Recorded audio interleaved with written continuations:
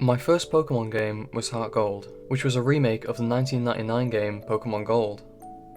That game was the main thing that properly got me into the whole Pokemon franchise. I remember having around 20 Pokemon at level 100, roughly 500 hours on the in-game clock, most of the legendaries available at the time, a gorgeous shiny Ponyta. I never used cheat cards or hacks, and hell, the game card went through a lot of mistreatment without breaking. I remember one day not being able to find the game until I looked inside the fridge when my little sister had decided to hide it. I don't know, maybe she misunderstood what ice type meant.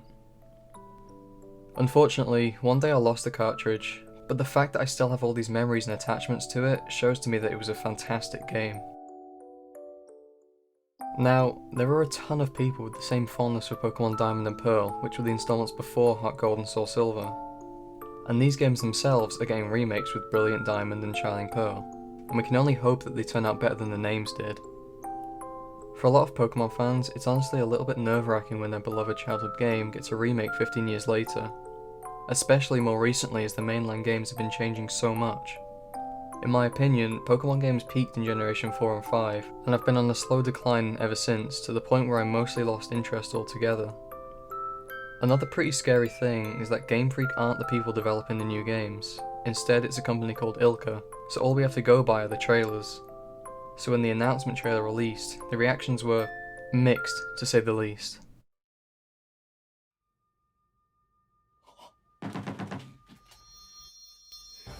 No! What? Wait, what? Wait! Let's go Gen 2. God, that would be so base. What the is that? No, why does it look like that? What is this? Experience the brilliance once more. What the fuck? Initially, everyone got really excited because people have been asking for Gen 4 remakes ever since Omega Ruby and Alpha Sapphire.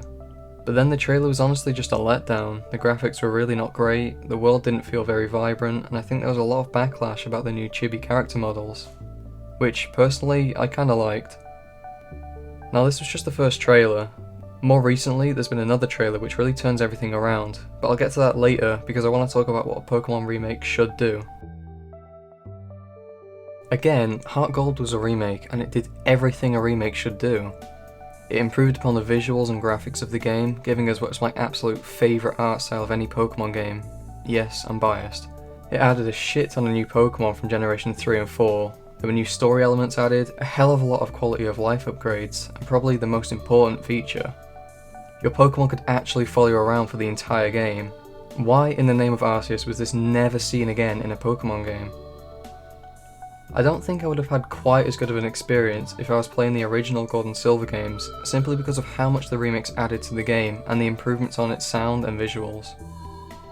Fire Red and Leaf Green were remakes of the original Red and Blue games, which added the more recent Pokemon, updated graphics, added content and quality of life features, so again, a successful remake.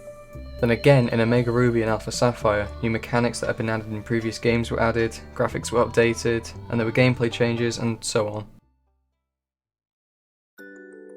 I think the most important thing for a remake to do isn't just updating graphics or changing gameplay mechanics or adding story elements. No, the most important thing is to maintain the spirit and nature of the original games. This is something that the initial trailer didn't show. In fact, it also didn't show much in the way of graphics either. Everything looked a little bit dead and lifeless, there wasn't really the same vibrance that there was in the original games, and it was looking like a remake that didn't have much care or passion put into it. Of course, this was just the initial trailer, but a lot of the time Pokemon fans have gotten their hopes up for graphical improvements, they just don't come. Then, the second trailer came out. This trailer was enough to relieve most of us fans. Immediately we can see the visual improvements that add so much more life and vibrance to the world. There's this sort of almost fog-like effect and depth perception which the first trailer just didn't have at all. And other than looking so much better, I think this really helps with capturing the spirit of the Sinnoh region, which is generally a pretty cold region, and so this fog-like effect captures that fantastically. And not only did it fix the visual issues people had with the game, so many features got confirmed. Pokeball stickers were shown, which I know I'm going to have so much fun with, contests are back, the underground isn't only back but it's huge now, your Pokemon can follow you again, seriously why was this ever removed? On top of all the features that have been finally brought back, there's also some newer features from more recent games, like being able to change your character's clothes, and if you purchase the game early you get this mutant fish Pokemon thing, so that's pretty cool too.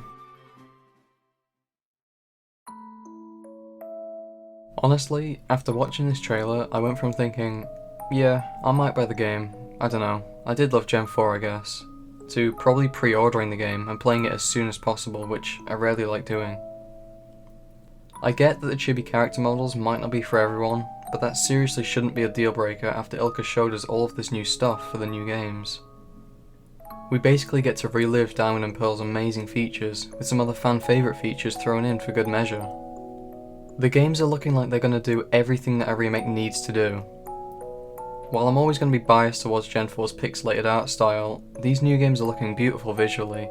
It may or may not add Pokemon from newer generations throughout the game or in the post-game, which wouldn't be the worst thing for it not to have anyway. There are likely going to be a bunch of quality of life upgrades. We have both returning and new features, and once again, and this is the important one, the spirit and nature of the Sinnoh region looks like it's being captured just as well as it was in 2006.